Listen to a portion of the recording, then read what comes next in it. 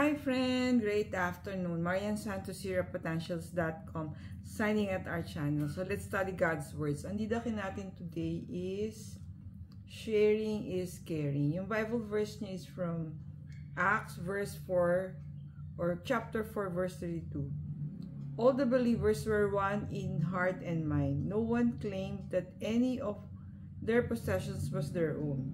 They shared everything they had. So yung storyteller natin today is si Brother Reng Morelos, no? So, sometimes nasa serving siya sa Peace PICC.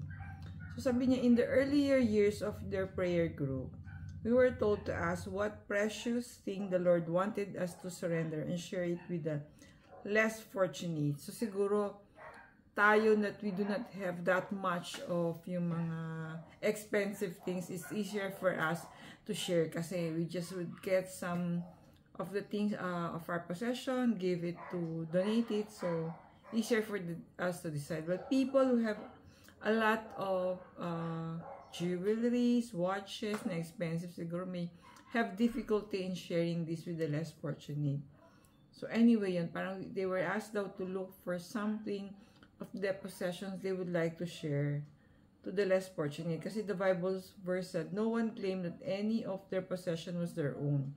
They shared everything they had. Kasi parang everything came from the Lord eh. So, kung hiningi niya sa atin yun, it's easier for us to, tsaka iniisip ko, ayaw naman natin mangyari yun. But, if there's a time that you will be the one in need, no? Ikaw naman yung parang mag-a-ask ng help from others. So, parang it's just a two-way street, diba?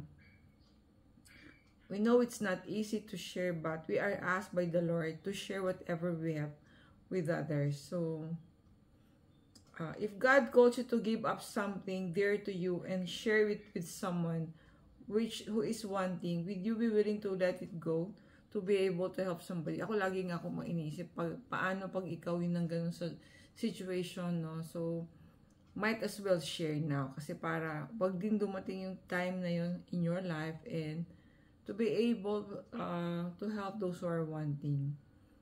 Lord, give me a generous heart that I may be willing to share whatever I have with those who are in need. Thank you for watching. See you in our next video.